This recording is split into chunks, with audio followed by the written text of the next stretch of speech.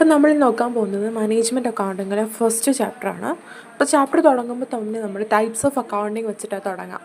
Types of accounting നമുക്കിവിടെ നോക്കാനുള്ളത് financial accounting, management accounting and cost accounting ആണ്.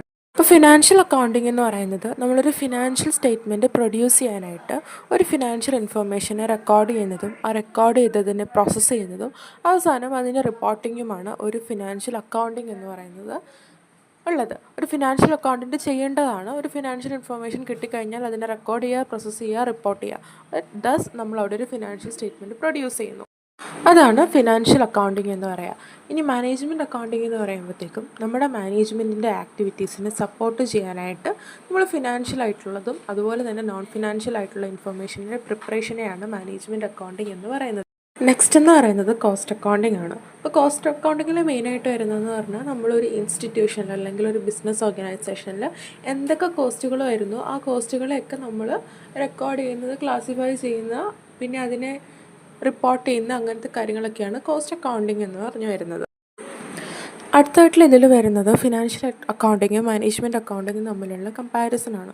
അപ്പോൾ ഫസ്റ്റ്ലി നമ്മൾ പറയുന്നത് മാനേജ്മെൻറ്റ് അക്കൗണ്ടിങ് എന്ന് പറയുന്നത് ഒരു ഇൻറ്റേർണൽ മാനേജ്മെൻറ്റ് ഉപയോഗിക്കുന്നതാണ്. ആൻഡ് ഫിനാൻഷ്യൽ ഇൻഫർമേഷൻ എന്ന് പറയുന്നത് അല്ലെങ്കിൽ ഫിനാൻഷ്യൽ അക്കൗണ്ടിങ്ങിലെ ഇൻഫർമേഷൻ എന്ന് പറയുന്നത് ഷെയർ ഹോൾഡേഴ്സിനും ബാങ്ക്, ക്രെഡിറ്റേഴ്സ് അങ്ങനെയുള്ളവർക്കൊക്കെ വേണ്ടിയിട്ടാണ് നമ്മളൊരു ഫിനാൻഷ്യൽ അക്കൗണ്ട് അല്ലെങ്കിൽ ഒരു ഫിനാൻഷ്യൽ സ്റ്റേറ്റ്മെൻറ്റ് പ്രൊഡ്യൂസ് ചെയ്യുന്നത്.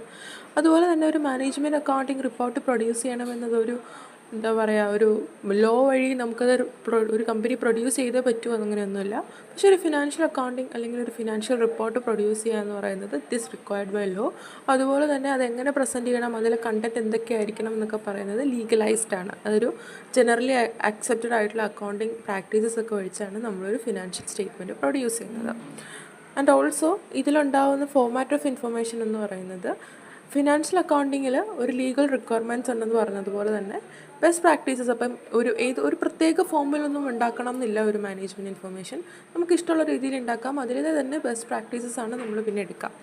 പിന്നെ ഫിനാൻഷ്യൽ അക്കൗണ്ടിങ്ങിൽ മാനേജ്മെൻറ്റ് അക്കൗണ്ടിങ് ആണ് ഇപ്പോൾ പറഞ്ഞത്. ഫിനാൻഷ്യൽ അക്കൗണ്ടിങ് എന്ന് പറയുമ്പോഴത്തേക്കും നമുക്ക് ലോ ഉണ്ട്, കമ്പനീസ് ആക്ട് പോലത്തെ ഒരുപാട് ആക്ട്സ് ഉണ്ട്. അപ്പം ആ ഒരു രീതിയിലായിരിക്കണം, അതായത് ഒരു ജനറലി അക്സെപ്റ്റഡ് പ്രാക്ടീസ് വെച്ചിട്ടാണ് നമ്മളൊരു ഫിനാൻഷ്യൽ സ്റ്റേറ്റ്മെൻറ്റ് പ്രൊഡ്യൂസ് ചെയ്യുക.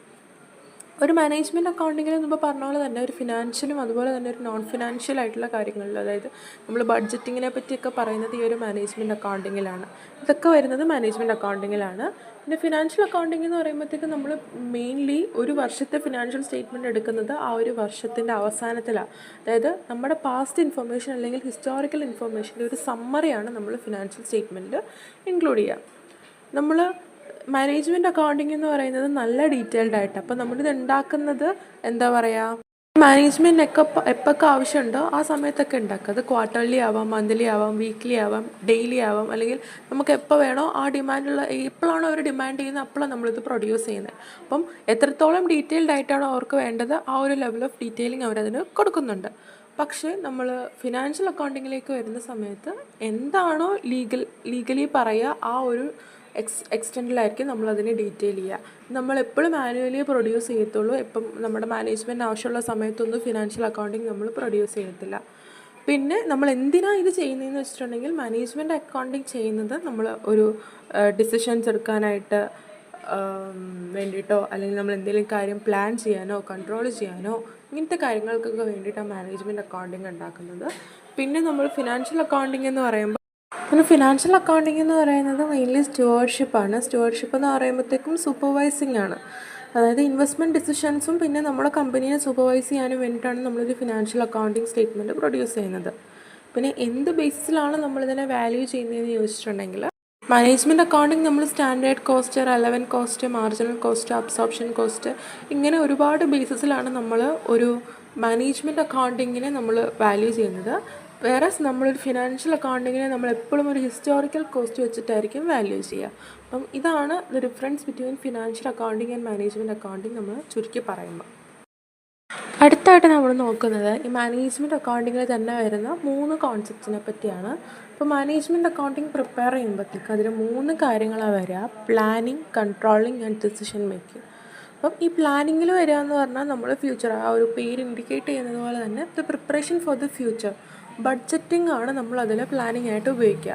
കൺട്രോൾ എന്ന് പറയുമ്പോഴത്തേക്ക് അപ്പോൾ അതിൽ നമ്മുടെ മാനേജേഴ്സ് എങ്ങനെയാണ് നമ്മുടെ ഓർഗനൈസേഷൻ പെർഫോം ചെയ്യുന്നത്, അതായത് അവർക്ക് എപ്പോഴും ഒരു ടാർഗറ്റ് അല്ലെങ്കിൽ ഒരു പ്ലാൻ ഉണ്ടാവും, ആ പ്ലാനിനനുസരിച്ചാണോ പോകുന്നത്, അതുപോലെ വേരിയൻസ് കണ്ടുപിടിക്കുക, ഇപ്പോൾ പ്ലാനിലൊക്കെ നന്നായിട്ട് പോകുന്നുണ്ടോ, പ്ലാനിനേക്കാൾ മോശമാണോ, ഇങ്ങനത്തെ കാര്യങ്ങളൊക്കെ റിവ്യൂ ചെയ്ത് ആ സർക്കംസ്റ്റൻസസിനെ ചേഞ്ച് ചെയ്യാനുള്ള സ്ട്രാറ്റജിക് പ്ലാൻസ് ആണ് ഇവർ ഉണ്ടാക്കുന്നത്. കൺട്രോളിംഗ് എന്ന് ഉദ്ദേശിക്കുന്നത് അതാണ്. ഡിസിഷൻ മേക്കിംഗ് എന്ന് പറയുമ്പോഴത്തേക്കും ഈ മാനേജേഴ്സ് ഈ പ്രൊഡ്യൂസ് ചെയ്യുന്ന ഇൻഫർമേഷൻ യൂസ് ചെയ്ത് നമ്മുടെ ഓർഗനൈസേഷനിലെ പറ്റിയുള്ള ഡിസിഷൻസ് എടുക്കാനായിട്ട് ഇവർ യൂസ് ചെയ്യുന്നുണ്ട്. അതായത് ഇൻവെസ്റ്റ്മെൻറ്റ് ഡിസിഷൻസ് എടുക്കാനായിട്ട്, അതായത് ഒരു പുതിയ പ്ലാനിലൊക്കെ നമ്മൾ ഇൻവെസ്റ്റ് ചെയ്യണോ എന്നുള്ള കാര്യങ്ങളൊക്കെ നമ്മൾ ഈ ഒരു മാനേജ്മെൻറ്റ് ഇൻഫർമേഷൻ ബേസ് ചെയ്തിട്ടാണ് നമ്മൾ എടുക്കുക. അപ്പോൾ 3 കാര്യങ്ങളാണ്: planning, controlling and decision making. Planning എന്ന് പറയുമ്പോൾ നമ്മൾ ഫ്യൂച്ചറിലേക്ക് വേണ്ട കാര്യങ്ങൾ എന്തൊക്കെയാണ്, ബഡ്ജറ്റിംഗ് അങ്ങനത്തെ കാര്യങ്ങൾ ഡിസൈഡ് ചെയ്യുക. കൺട്രോളിങ് എന്ന് പറഞ്ഞാൽ നമ്മുടെ കമ്പനിയുടെ റിസൾട്ട്സ് എങ്ങനെയുണ്ട്, പ്ലാൻ ചെയ്ത റിസൾട്ട്സ് പോലെയാണോ, അതിൽ നല്ലതാണോ, അതിൽ മോശമാണോ എന്നുള്ള കാര്യങ്ങളാണ് കൺട്രോളിൽ വരിക. ഡിസിഷൻ മേക്കിംഗ് എന്ന് പറയുമ്പോഴത്തേക്കും നമ്മുടെ മാനേജേഴ്സ് ഈ ഇൻഫർമേഷൻസ് യൂസ് ചെയ്ത് പുതിയ ഇൻവെസ്റ്റ്മെൻറ്റ് ഡിസിഷൻസ് ഇൻവെസ്റ്റ് ചെയ്യണോ ഇങ്ങനത്തെ കാര്യങ്ങളൊക്കെ എടുക്കുന്നതാണ് ഡിസിഷൻ മേക്കിംഗ് എന്ന് പറയുന്നത്. അപ്പം നമ്മൾ അടുത്തെടുക്കായിട്ട് നോക്കാൻ പോകുന്നത് 3 ലെവൽസ് ഓഫ് മാനേജ്മെൻ്റ് ആണ്. ഇത് നമ്മളൊരു ട്രയാങ്കിൾ വെച്ചിട്ടാണ് നോക്കുക. അതായത് സ്ട്രാറ്റജിക്, ടാക്ടിക്കൽ ആൻഡ് ഓപ്പറേഷണൽ. ഈ 3 ലെവലാണ് നമ്മൾ നോക്കുന്നത്. ഇപ്പോൾ സ്ട്രാറ്റജിക്കാണ് ഏറ്റവും ടോപ്പ് ടയർ നിൽക്കുന്നത്. അത് കഴിഞ്ഞ് മിഡിൽ ലെയർ ആയിട്ട് ടാക്ടിക്കൽ ഉണ്ട്, ഏറ്റവും താഴെയാണ് ഓപ്പറേഷണൽ എന്ന് പറഞ്ഞാൽ. അപ്പോൾ നമ്മൾ ചെറുതായിട്ടൊരു ബ്രീഫായിട്ട് പറയുകയാണ്, സ്ട്രാറ്റജിക്കാണ് എന്തെങ്കിലും ഒരു കാര്യങ്ങൾ പുതിയതായിട്ട് കൊണ്ടുവരിക, അതായത് ഒരു കമ്പനിയിലെ ഹോളായിട്ട് ഒബ്ജക്റ്റീവ്സ് കൊണ്ടുവരുന്നതാണ് സ്ട്രാറ്റജിക് എന്ന് പറയുന്നത്. ടാക്ടിക്കൽ എന്ന് പറയുമ്പോഴത്തേക്കും ആ സ്ട്രാറ്റജിക് ആയിട്ടുള്ള കാര്യങ്ങളെ എങ്ങനെ ഇംപ്ലിമെൻറ്റ് ചെയ്യാമെന്നുള്ള കാര്യങ്ങൾ നോക്കുന്നത് ടാക്ടിക്കൽ മാനേജ്മെൻ്റ് ആണ്. ഓപ്പറേഷണൽ എന്ന് പറയുമ്പോഴത്തേക്കും ഒരു കമ്പനിയുടെ ഡേ ടു ഡേ ആക്ടിവിറ്റീസിനെ നോക്കുന്നതാണ് ഓപ്പറേഷണൽ ലെവൽ ഓഫ് മാനേജ്മെൻറ്റ് എന്ന് പറയാം. ഈ സ്ട്രാറ്റജിക്കിൽ എപ്പോഴും നമ്മുടെ ഒരു സീനിയർ മാനേജേഴ്സ് ആയിരിക്കും, ടാക്ടിക്കലിൽ മിഡിൽ മാനേജേഴ്സ് ആയിരിക്കും വരിക, ഓപ്പറേഷണലിൽ ജൂനിയർ മാനേജേഴ്സ് ആയിരിക്കും ഉണ്ടാവുക. സ്റ്റഡി ഹബിൽ നമുക്ക് അതിൻ്റെ എക്സാമ്പിൾസ് ഒക്കെ തന്നിട്ടുണ്ട്, അത് വായിച്ച് നോക്കുമ്പോൾ മനസ്സിലാവും. അപ്പോൾ നെക്സ്റ്റായിട്ട് നമ്മൾ നോക്കുന്നത് ഡേറ്റ ആൻഡ് ഇൻഫർമേഷൻ ആണ്. അപ്പോൾ ഡേറ്റ എന്ന് പറയുന്നത് റോ ആയിട്ടുള്ള ഫാക്ട്സിനെയും ഫിഗേഴ്സിനെയാണ് നമ്മൾ ഡേറ്റ എന്ന് പറയുന്നത്, അതായത് പ്രോസസ്സ് ചെയ്തിട്ടില്ല. ഇനി ഈ ഡേറ്റനെ നമ്മൾ പ്രോസസ്സ് ചെയ്യുമ്പോൾ നമുക്ക് കിട്ടുന്നതാണ് ഇൻഫർമേഷൻ എന്ന് പറയുക. ഡേറ്റയ്ക്ക് ഒരു പർട്ടിക്കുലർ ആയിട്ടുള്ളൊരു മീനിങ്ങോ അങ്ങനത്തെ കാര്യങ്ങളൊന്നും ഉണ്ടാവില്ല. പക്ഷേ ഇൻഫർമേഷൻ എന്ന് പറയുമ്പോഴത്തേക്കും ഈ ഡേറ്റ പ്രോസസ്സ് ചെയ്ത് നമുക്കതിനൊരു മീനിങ് ഉണ്ടാവും. അതിനെയാണ് നമ്മൾ ഇൻഫർമേഷൻ എന്ന് പറയുന്നത്. ഇൻഫർമേഷൻ എന്ന് പറയുന്നത് നമ്മൾ സോർട്ട് ചെയ്ത് സമ്മറൈസ് ചെയ്ത് നമുക്ക് യൂസ്ഫുൾ ആവുന്ന രീതിയിൽ, അല്ലെങ്കിൽ നമുക്ക് ഈസി ടു യൂസ് ആയിട്ടാണ് നമ്മളതിനെടുക്കുക. അപ്പോൾ അതിനെ നമുക്ക് റിപ്പോർട്ട്സ് ആയിട്ടോ ഗ്രാഫ്സ് ആയിട്ടോ ചാർട്ട്സ് ആയിട്ടോ ഇങ്ങനെയൊക്കെ ആക്കുന്നതിനെയാണ് നമ്മൾ ഇൻഫർമേഷൻ എന്ന് പറയുന്നത്. ഇനിയാണ് നമുക്ക് കാറ്റഗറീസ് ഓഫ് ഇൻഫർമേഷൻ വരിക. അതിൽ 2 എണ്ണമാണ് നമ്മൾ പഠിക്കാനുള്ളത്: പ്രൈമറി ഡേറ്റയും സെക്കൻഡറി ഡേറ്റയും. അപ്പോൾ പ്രൈമറി ഡേറ്റ എന്ന് പറയുമ്പോഴത്തേക്കും നമ്മൾ ഡേറ്റനെ ഡയറക്റ്റ്ലി നമ്മുടെ സോഴ്സിൽ നിന്നായിരിക്കും എടുക്കുന്നത്, അതായത് കളക്ട് ചെയ്യുന്നത് ഡയറക്റ്റ്ലി അതിൻ്റെ സോഴ്സിൽ നിന്നായിരിക്കും. അപ്പോൾ നമ്മളതിനൊരു എക്സാമ്പിൾ പറയുകയാണെന്നുണ്ടെങ്കിൽ, നമ്മളൊരു സർവേ നടക്കുന്ന സമയത്ത് ആ സർവേ റിപ്പോർട്ട് നമ്മൾ പ്രിപ്പയർ ചെയ്യുമ്പോൾ നമ്മൾ ഡയറക്റ്റ് ആളുടെ അടുത്ത് പോയിട്ട് നമ്മൾ സർവേ എടുക്കുക. അത് ഡയറക്റ്റ്ലി നമ്മൾ ആളുടെ അടുത്ത് പോയി ഡേറ്റ കളക്ട് ചെയ്യുന്നു, അതാണ് പ്രൈമറി ഡേറ്റ എന്ന് പറയുക. സെക്കൻഡറി ഡേറ്റ എന്ന് പറയുമ്പോൾ നമ്മൾ ഒരാൾ ഓൾറെഡി എടുത്തു വെച്ച ഡേറ്റയിൽ നിന്ന് നമ്മൾ ഡേറ്റ എടുക്കുന്നതിനെയാണ് നമ്മൾ സെക്കൻഡറി ഡേറ്റ. ഇപ്പോൾ നമ്മൾ നോർമലി ഗൂഗിൾ ചെയ്തെടുക്കുന്ന ഡേറ്റയെല്ലാം കൈൻഡ് ഓഫ് സെക്കൻഡറി ഡേറ്റ, അതായത് ഓൾറെഡി ഒരാൾ കളക്ട് ചെയ്ത് വെച്ച ഡേറ്റേനെ നമ്മൾ പിന്നെ കളക്ട് ചെയ്യുന്നു എന്നാണ് അതിനർത്ഥം. അടുത്താണ് സോഴ്സസ് ഓഫ് ഡേറ്റ. അതിൽ ഫസ്റ്റ് വരുന്നത് ഇൻറ്റേർണൽ സോഴ്സ്. ഇൻറ്റേർണൽ സോഴ്സ് എന്ന് പറയുമ്പോൾ നമുക്ക് നമ്മുടെ ഓർഗനൈസേഷൻ്റെ ഉള്ളിൽ നിന്ന് കിട്ടുന്ന ഡേറ്റയാണ് ഇൻറ്റേർണൽ സോഴ്സസ് എന്ന് പറയുക. നമ്മുടെ കമ്പനിയിലെ സെയിൽസ് റെക്കോർഡുണ്ട്, പർച്ചേസ് റെക്കോർഡ്, ഇങ്ങനെ നമ്മുടെ കമ്പനിയുടെ ഉള്ളിൽ നിന്ന് കിട്ടുന്ന ഡേറ്റയാണ് ഇൻറ്റേർണൽ സോഴ്സ് ഓഫ് ഡേറ്റ എന്ന് പറയാം. അടുത്തതാണ് എക്സ്റ്റേർണൽ സോഴ്സസ് എന്ന് പറയുന്നത്. എക്സ്റ്റേർണൽ സോഴ്സസ് എന്ന് പറയുമ്പോഴത്തേക്കും നമുക്ക് നമ്മുടെ കമ്പനിയുടെ പുറത്തുനിന്ന് കിട്ടുന്ന ഇൻഫർമേഷൻസിനാണ് നമ്മൾ എക്സ്റ്റേർണൽ സോഴ്സസ് ഓഫ് ഇൻഫർമേഷൻ എന്ന് പറയാം. അടുത്ത 3 സോഴ്സസ് ഓഫ് ഡേറ്റയാണ് മെഷീൻ, ട്രാൻസാക്ഷണൽ ആൻഡ് ഹ്യൂമൻ. അതിൽ മെഷീൻ അല്ലെങ്കിൽ സെൻസർ ഡേറ്റ എന്ന് പറയുമ്പോഴത്തേക്കും നമുക്കൊരു ഡിവൈസിൽ നിന്ന് കിട്ടുന്ന ഡേറ്റ, അതിപ്പോൾ നമ്മൾ ഫിംഗർ പ്രിൻറ്റ് സെൻസേഴ്സോ അങ്ങനത്തെ സെൻസേഴ്സിൽ നിന്ന് നമുക്ക് ഗ്യാദർ ചെയ്യാൻ പറ്റുന്ന ഡേറ്റയാണ് മെഷീൻ അല്ലെങ്കിൽ സെൻസർ ഡേറ്റ എന്ന് പറയുക. ട്രാൻസാക്ഷണൽ ഡേറ്റ എന്ന് പറയുമ്പോഴത്തേക്കും നമ്മുടെ ഒരു ബിസിനസ്സിലുണ്ടാകുന്ന ട്രാൻസാക്ഷൻസ്, അതായത് നമ്മളൊരു പ്രൊഡക്റ്റ് സെയിൽ ചെയ്യുമ്പോഴോ അല്ലെങ്കിൽ ഒരു പ്രൊഡക്റ്റ് വാങ്ങുമ്പോഴോ ഒക്കെ ഉണ്ടാകുന്ന ഡേറ്റേനെയാണ് നമ്മൾ ട്രാൻസാക്ഷണൽ ഡേറ്റ എന്ന് പറയുക. ഹ്യൂമൻ അല്ലെങ്കിൽ സോഷ്യൽ ഡേറ്റ എന്ന് പറയുമ്പോഴത്തേക്കും നമുക്ക് സോഷ്യൽ മീഡിയ പോസ്റ്റിൽ നിന്നോ അല്ലെങ്കിൽ ലെറ്റേഴ്സിൽ നിന്നോ കോൾസിൽ നിന്നോ സർവീസിൽ നിന്നോ ഒക്കെ കിട്ടുന്ന ഡേറ്റേനെയാണ് ഹ്യൂമൻ അല്ലെങ്കിൽ സോഷ്യൽ ഡേറ്റ എന്ന് പറയുന്നത്. അടുത്തതെന്ന് പറയുമ്പോഴത്തേക്കും കോസ്റ്റ് ഓഫ് ഇൻഫർമേഷൻ ആണ്. അതിൽ day to day running cost ഉണ്ട്, സ്റ്റോറേജ് കോസ്റ്റ് ഉണ്ട്. Day to day running cost എന്ന് പറയുമ്പോഴത്തേക്കും നമുക്കൊരു ഡേറ്റേനെ ക്യാപ്ചർ ചെയ്യാനും പ്രോസസ്സ് ചെയ്യാനും അനലൈസ് ചെയ്യാനൊക്കെ ഉപയോഗിക്കുന്ന കോസ്റ്റാണ് day to day running cost എന്ന് പറയുന്നത്. അടുത്തത് സ്റ്റോറേജ് കോസ്റ്റാണ്. അപ്പോൾ നമ്മൾ ഈ ക്യാപ്ചർ ചെയ്ത ഡേറ്റേനെ സ്റ്റോർ ചെയ്യാനായിട്ടാണ് നമ്മൾ സ്റ്റോറേജ് കോസ്റ്റ്. ഇപ്പോൾ നമ്മൾ എവിടെയെങ്കിലും ഡേറ്റ സ്റ്റോർ ചെയ്ത് വെക്കണം, ആ സ്റ്റോറേജിന് വേണ്ടിയിട്ടുള്ള കോസ്റ്റാണ് സ്റ്റോറേജ് കോസ്റ്റ് എന്ന് പറയുന്നത്. നെക്സ്റ്റായിട്ട് നമ്മൾ നോക്കുന്നത് എന്താണ് ഒരു ഗുഡ് ഇൻഫർമേഷൻ എന്നാണ്. ഒരു ഗുഡ് ഇൻഫർമേഷൻ നമ്മളൊരു ആക്യുറേറ്റ് എന്ന് പറയുന്ന ഒരു നിമോണിക് വെച്ചിട്ടാണ് പറയുക, അതാണ് ആക്യുറേറ്റ് എന്ന് പറയുക. അതിൽ a is accurate, complete, cost effective, user targeted, relevant, authoritative, timely and easy to use. അപ്പം ഇത്രയും കാര്യങ്ങളുണ്ടെങ്കിൽ മാത്രമേ ഒരു ഡേറ്റ എന്ന് പറയുന്നത്, ഒരു ഇൻഫർമേഷൻ എന്ന് പറയുന്നത് ഗുഡ് ഇൻഫർമേഷൻ ആവുള്ളൂ എന്നാണ് പറയുക. അടുത്തായിട്ട് നോക്കുന്നതാണ് ബിഗ് ഡാറ്റ എന്ന് പറയുക. ബിഗ് ഡാറ്റ എന്ന് പറയുമ്പോഴത്തേക്കും ഒരുപാട് ഡേറ്റയുടെ കളക്ഷനാണ്. അതായത് ഒരുപാട് വോളിയം, വെറൈറ്റി, വെലോസിറ്റി ഇതെല്ലാം അടങ്ങുന്നതാണ് ഒരു ബിഗ് ഡാറ്റ എന്ന് പറയുന്നത്. ഇതിൽ നമുക്ക് 5 V's ഓഫ് ഡേറ്റ ഉണ്ട്: volume, velocity, variety, veracity and value. ഇതിൽ വോളിയം എന്ന് പറയുന്നത് ഒരുപാട് ഡേറ്റ ഉണ്ടാവും, ഒരുപാട് ട്രാൻസാക്ഷൻസിനെ പറ്റിയോ സോഷ്യൽ മീഡിയനെ പറ്റിയോ കസ്റ്റമർ റിലേഷൻഷിപ്പിനെ പറ്റിയോ അങ്ങനത്തെ ഒരുപാട് കാര്യങ്ങൾ നമ്മൾ ബിഗ് ഡേറ്റയിൽ വരുന്നുണ്ട്. വെലോസിറ്റി എന്ന് പറയുമ്പോഴത്തേക്കും ഇത് സ്പീഡാണ്, അതായത് ഈ ഡേറ്റ നമ്മൾ സിസ്റ്റത്തിലേക്ക് സ്ട്രീം ചെയ്യാൻ ആവശ്യമായ സ്പീഡാണ് വെലോസിറ്റി. വെറൈറ്റി എന്ന് പറയുമ്പോഴത്തേക്കും നമ്മൾ കളക്ട് ചെയ്യുന്ന ഡേറ്റ ഒരുപാട് ടൈപ്സ് ഉണ്ടാവും, അതാണ് വെറൈറ്റി എന്ന് പറയുക. വെറാസിറ്റി എന്ന് പറയുമ്പോഴത്തേക്കും നമ്മൾ എടുക്കുന്ന അല്ലെങ്കിൽ ആ ഒരു ഇൻപുട്ട് ചെയ്യുന്ന ഡാറ്റയുടെ ട്രൂത്ത്ഫുൾനെസ് അല്ലെങ്കിൽ ആക്യുറസിനെയാണ് വെറാസിറ്റി എന്ന് പറയുക.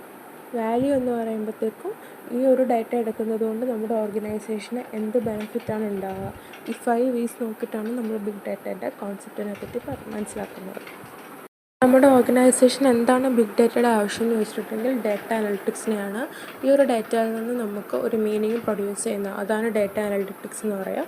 ഡാറ്റ അനലിറ്റിക്സ് ആണ് നമ്മുടെ ഓർഗനൈസേഷന് ബിഗ് ഡാറ്റ കൊണ്ടുള്ള ഒരു യൂസ് എന്ന് പറയുന്നത്. അപ്പം എന്തൊക്കെ ചാലഞ്ചസ് ആണ് ബിഗ് ഡാറ്റ ഒരു ഓർഗനൈസേഷന് ഉണ്ടാകുന്നതെന്ന് ചോദിച്ചിട്ടുണ്ടെങ്കിൽ അതിൻ്റെ വെറാസിറ്റിയാണ്. ഈ ഒരു ഡാറ്റ എന്ന് പറയുന്നത് നമുക്ക് ട്രൂത്ത്ഫുൾ ആയിരിക്കണം. അതുപോലെ തന്നെ ടെക്നോളജി എന്ന് പറയുന്നത് കോൺസ്റ്റൻ്റ്ലി ഇവോൾവിങ് ആണ്. അതുകൊണ്ട് തന്നെ ഇത് ഇംപ്ലിമെൻറ്റ് ചെയ്യാന്ന് പറയുന്നത് ചില സമയം കോസ്റ്റ്ലി ആവാനുള്ള ചാൻസസ് ഉണ്ട്. അതുപോലെ ബിഗ് ഡാറ്റ അനലിസ്റ്റ്, ഒരു ബിഗ് ഡാറ്റ അനലിസ്റ്റ് എന്ന് പറയുന്നത് വളരെ സ്കിൽഡ് ആയിരിക്കണം. അതുപോലെ തന്നെ ഇപ്പം ഒരു ബിഗ് ഡാറ്റ അനലിസ്റ്റ് എന്ന് പറയുന്നത് ഷോർട്ട് സപ്ലൈ ആണ്. ആൻഡ് സെക്യൂരിറ്റി ആൻഡ് പ്രൈവസി, ഒരു കമ്പനി ബിഗ് ഡാറ്റ ഇംപ്ലിമെൻറ്റ് ചെയ്യുന്നതിന് മുമ്പ് എൻഷുർ ചെയ്യണം ഇവർ അവിടുത്തെ കൺട്രിയിലെ റൂൾസ് ഒന്നും വയലേറ്റ് ചെയ്യുന്നില്ല എന്നുള്ള കാര്യങ്ങൾ. അതായത് ഇവർ എവിടെ നിന്നാണ് ഈ ഡാറ്റ സോഴ്സ് ചെയ്യുന്നത്, എങ്ങനെയാണ് ഈ ഡാറ്റ സ്റ്റോർ ചെയ്യുന്നുള്ള കാര്യങ്ങളിലെല്ലാം അവിടുത്തെ കൺട്രിയിലെ റൂൾസ് വയലേറ്റ് ചെയ്യുന്നില്ല എന്ന് ഒരു ഓർഗനൈസേഷൻ ഉറപ്പുവരുത്തണം. അടുത്തതായിട്ട് ലിമിറ്റേഷൻസ് ഓഫ് മാനേജ്മെൻറ്റ് ഇൻഫർമേഷൻ ആണ്. അതിൽ ഫസ്റ്റ് എന്ന് പറയുന്നത് time and cost affect the quality of management information. ഒരുപാട് ടൈം നമ്മളൊരു മാനേജ് ഇൻഫർമേഷൻ പ്രൊഡ്യൂസ് ചെയ്യാനായിട്ട് എടുക്കുന്നുണ്ട്. And also the cost is also high.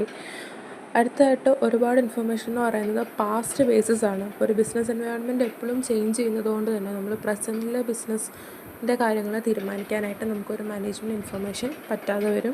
Management information often incomplete ആയിരിക്കും. അതുപോലെ തന്നെ കമ്പ്യൂട്ടർ സിസ്റ്റത്തിൽ എറേഴ്സ് കണ്ടെയ്ൻ ചെയ്യാനുള്ള സാധ്യതയുണ്ട്. ഇൻഫർമേഷൻ നമ്മൾ ഇൻകറക്റ്റ് ആയിട്ടുള്ള അസംഷൻസിനെ ബേസ് ചെയ്ത് പ്രൊവൈഡ് ചെയ്യാനുള്ള സാധ്യതയുണ്ട്. അതുപോലെ തന്നെ ഒരുപാട് ഫോക്കസ് ഓൺ ഫിനാൻഷ്യൽ ഇൻഫർമേഷൻ ഉണ്ട് ഒരു മാനേജ്മെൻറ്റ് ഇൻഫർമേഷനിൽ. സോ ഇതൊക്കെയാണ് മാനേജ്മെൻറ്റ് ഇൻഫർമേഷനിലെ ലിമിറ്റേഷൻസ് എന്ന് പറയുന്നത്.